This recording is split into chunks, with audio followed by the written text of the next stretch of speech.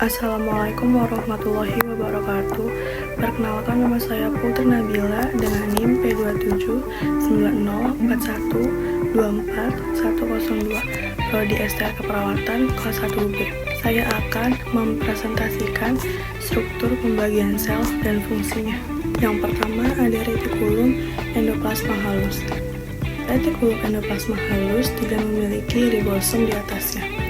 Fungsinya ialah menghasilkan zat-zat yang dibutuhkan oleh sel. Retikulum endoplasma halus memproduksi karbohidrat dan lemak yang dibutuhkan untuk membangun membran sel. Bagian ini juga berfungsi sebagai area peralihan yang akan mengalirkan produksi hasil retikulum endoplasma ke berbagai area yang membutuhkannya. Retikulum endoplasma kasar. Retikulum endoplasma kasar memiliki ribosom yang merupakan organel kecil dan bulat yang fungsinya untuk membuat protein tersebut. Terkadang ketika protein tersebut dibuat dengan tidak benar, protein tersebut tetap berada di dalam retikulum endoplasma. Selanjutnya ada flagellum atau flagella. Fungsi utama flagella adalah untuk membantu sel bergerak.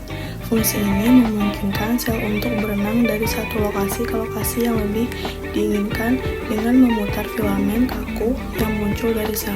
Selanjutnya ada lisosom. Lisosom berfungsi mencerna senyawa seperti karbohidrat serta protein. Nah, untuk menjalankan fungsinya dengan baik, lisosom membutuhkan enzim tertentu. Lalu ada sentriol, adalah struktur kecil yang terdiri dari tabung-tabung mikrotubulus. Selain itu, ia berfungsi sebagai sifat utama dinding sel yang menggabungkan tabung-tabung dalam tubuh. Selanjutnya ada peroksisom atau periksisom yang berfungsi mengoksidasi biomolekul mendaur ulang karbon dan menetralkan radikal bebas. Selanjutnya ada mikrotubul atau mikrotubulus yang berfungsi menyediakan struktur dan dukungan untuk sel membuat jalan raya untuk transportasi intraseluler, memisahkan kromosom selama pembelahan sel, memungkinkan pergerakan seluler melalui silia dan flagella. Lalu filamen intermediat berfungsi sebagai elemen struktural yang membantu sel mempertahankan bentuk dan integritasnya. Lalu mikrofilamen digunakan untuk struktur dan dukungan dalam sel. Mikrofilamen juga terlibat dalam pemisahan sel selama pembelahan sel, memungkinkan pergerakan dan perubahan bentuk sel. Selanjutnya yaitu mitokondria, menghasilkan energi bagi tubuh. Selain itu, mitokondria juga berperan dalam mengatur kematian dan pertumbuhan sel, serta menjaga kalsium, protein, dan lemak yang diperlukan oleh tubuh. Lalu, membran plasma berfungsi untuk mengangkut nutrisi ke dalam sel dan juga mengangkut zat-zat beracun keluar dari sel.